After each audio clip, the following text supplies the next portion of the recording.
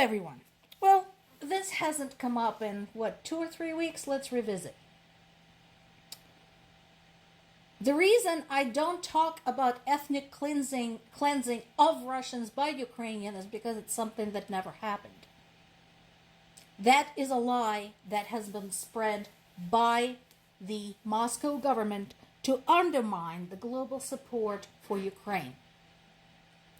How do I know this? Well, first of all, I was born and grew up in Ukraine, so I know my own history. I know it's not fashionable in the United States, but it kind of is in Ukraine. And I can tell you, no, Ukrainian history is not flawless when it comes to nationalism. And there are countries, specifically Poland, that have a lot more cause to complain about Ukrainian nationalism than Russians. Read about Volyn massacre, a very, very nasty page in Ukrainian history. But this extermination of Russian nationals by Ukrainians, and I assume you were talking about what was taking place in Donetsk, Luhansk back in 2014, that is a myth. That never actually happened. And I can also tell you, as somebody who grew up while Ukraine was still part of the Soviet Union fell when I was 16. I can tell you this.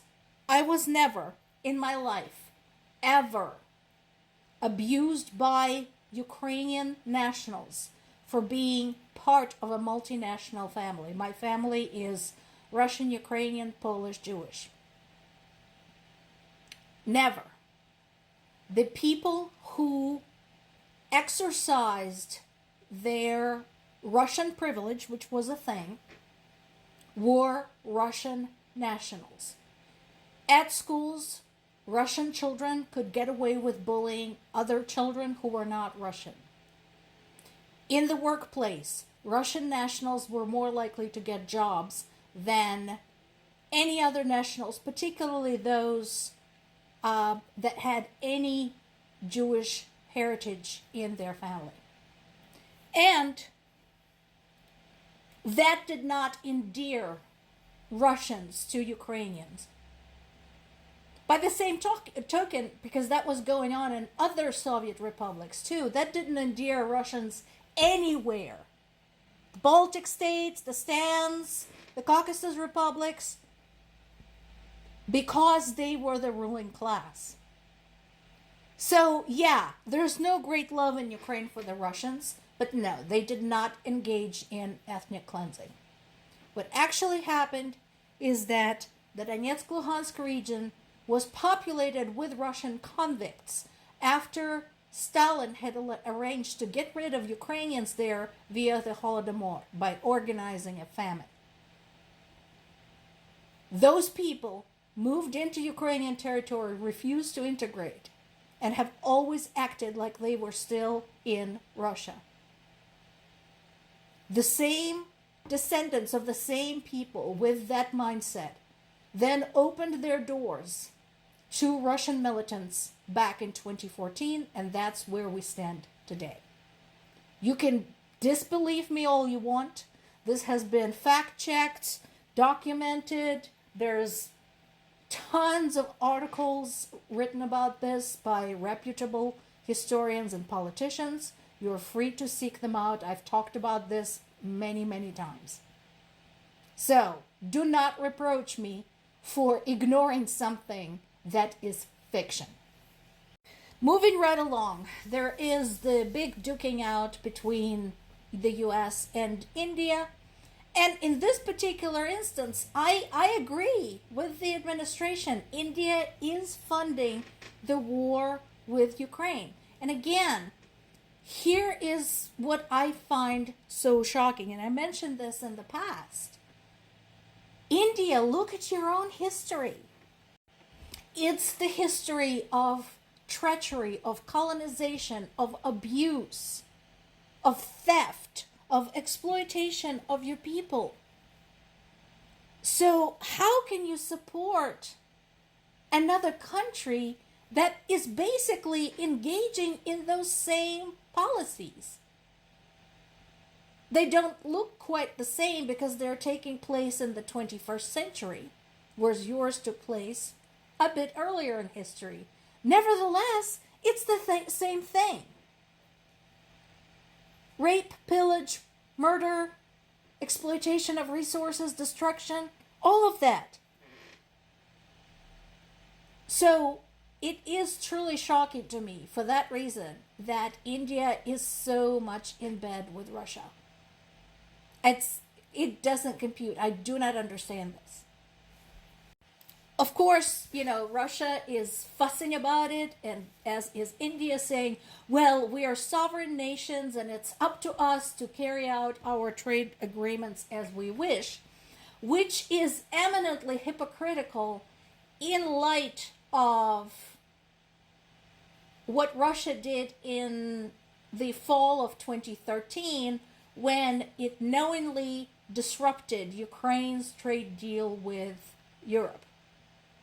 So it's okay for Russia and India to carry out their trade relations, despite the fact that Russia is invading another country, but it's not okay for Ukraine to trade with Europe because Russia didn't want that. Yeah, that makes sense. Netherlands about to buy €500 million worth of US weapons to share with Ukraine, which is fantastic news. This is the first NATO country to actively work on this deal, to actually, set wheels in motion, so to speak, and start, getting some activity in this area. This is tremendous news. I can't even fully describe how much this means. So far we don't know yet all of the details, but it does include Patriot parts and missiles, so that allows for some additional maintenance for any damaged Patriot systems that Ukraine already has, and of course more ammo for them, which Ukraine desperately needs. Other countries are working on the same thing, and yeah, obviously the speed is kind of urgent. And of course in Ukraine, they're definitely welcoming this deal. Again, so vital. This is so important. Case in point, Russian strikes hit a railway station in eastern Ukraine, killing a mechanic and wounding 4 workers. So some of the trains had to be rerouted, which is actually better than what happens in Russia when such things take place. Usually the whole thing just shuts down. So Ukraine has learned its lessons. They understand that they can't afford at the time of war to only have one way to get things from one point to another. So alternative branches of the railroads have been constructed, repaired, reopened, and so on and so forth, which takes a lot of very hard work. There is still the conversation about Witkoff, still a conversation about getting some kind of deal. I'm telling you right now, not going to happen. A lot of you commented, Trump is a useful idiot. Yeah, I agree with you. He is. Russians are not going to listen. Yep, you're absolutely 100% right. They're not going to listen. They have no reason to. They have no reason to follow any of this. It's just some moron across the pond talking nonsense. Now, going back to the corruption story. So remember, we had the big protests following the controversial law that was going to remove autonomy from Ukraine's anti-corruption organizations. Then Zelensky, following the protests, listened and flipped it, returning the autonomy back to them. And then yesterday, 6 people were charged, including a lawmaker and a government official, for embezzling funds in the purchase of drones and jamming equipment for the military.